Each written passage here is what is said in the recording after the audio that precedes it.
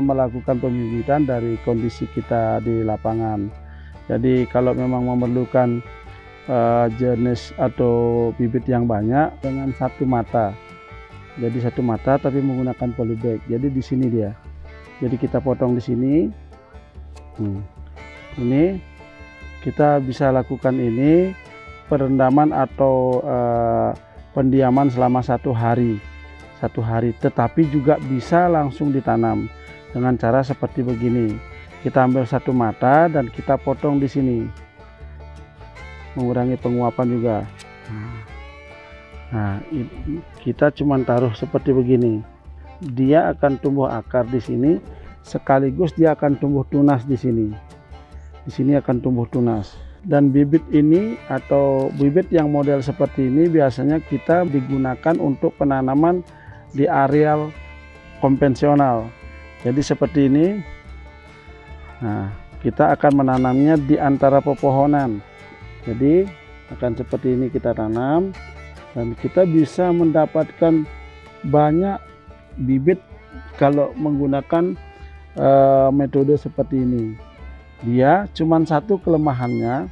Kelemahan dari menggunakan bibit seperti ini, akarnya cuma satu.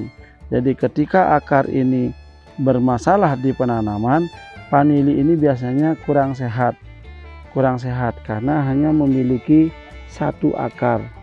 Berbeda dengan menggunakan 50 cm misalnya, 50 cm. Nah, yang ini ada 50 cm atau hampir 40 cm, kita akan potong di sini. Nah, untuk memberikan potensi akar yang tumbuh. Nah, ini ada 1, 2, dan 3. Dan ini kita akan tanam seperti begini. Jadi dia akan ada 3 potensi akar yang muncul, 1, 2, 3. Dan ini biasanya dia lebih tahan dari penggunaan yang model seperti ini, karena kalau ini satu lepas dia sudah langsung kurang sehat.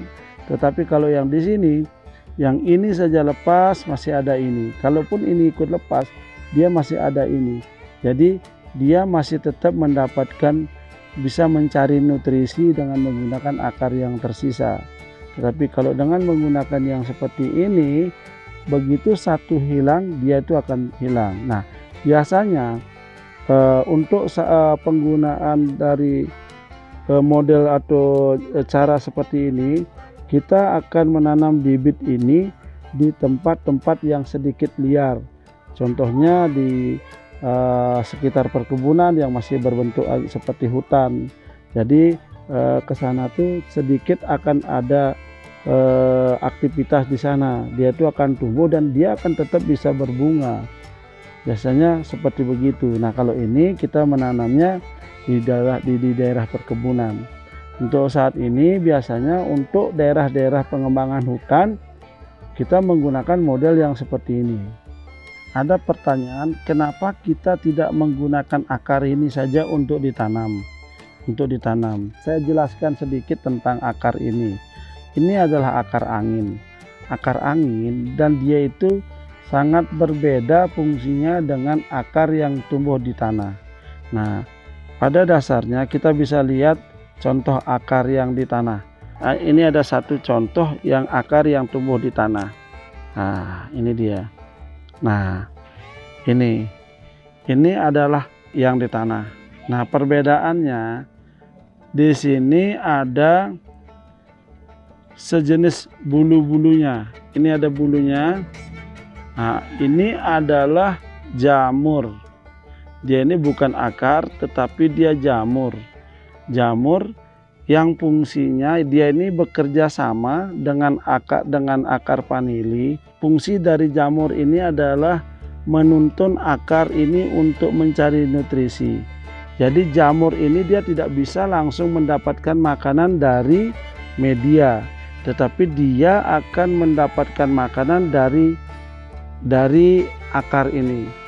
Jadi akar ini dia itu jamur yang ada di sini, dia akan mendapatkan, dia hidup dari akar ini, dan jamur ini bertugas membantu dari akar ini untuk mencari mineral. Dia yang mengarahkan, jadi dia itu seperti sensor kemana harus berjalan, bahwa di sini nanti akan ada mineral ini, mineral ini. Jadi seperti itu fungsinya. Jadi berbeda sekali antara akar angin dengan akar di sini. Nah, akar angin tidak ditumbuhi oleh jamur tersebut karena dia tidak bisa mendapatkan mineral yang ada di tanah. Jadi itu perbedaannya. Jadi pertanyaannya, kenapa tidak kita langsung potong dan biarkan akar ini berada di dalam tanah, dan dia akan tetap muncul akar yang ada jamurnya. Itu yang bisa saya terangkan tentang fungsi dari akar-akar yang ada di sini. Dan dari setiap sukunya ini, dia ini bisa tumbuh lebih dari satu akar. Jadi kalau satu sudah tidak berfungsi akarnya, dia akan muncul lagi akar yang lain untuk bisa bertumbuh seperti ini.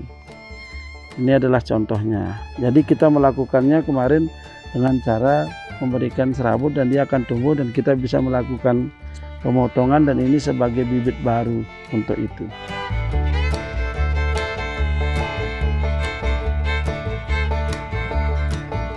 Jadi ini posisinya dia tetap akan muncul seperti ini dan dilakukan penutupan seperti ini.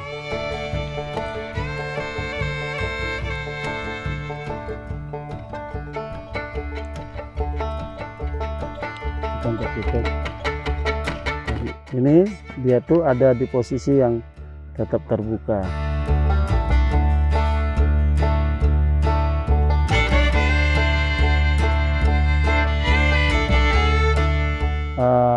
Sebenarnya tidak ada perbedaan menggunakan sulur panjang dan sulur pendek. Jadi perbedaannya, plusnya kita bisa dapatkan bibit menjadi lebih banyak. Jadi idealnya kita melakukan penanaman lebih dari 12. Jadi maksimal seperti begini. Nah, ini menggunakan ruas yang panjang. Jadi sistemnya juga akan sama seperti di sini.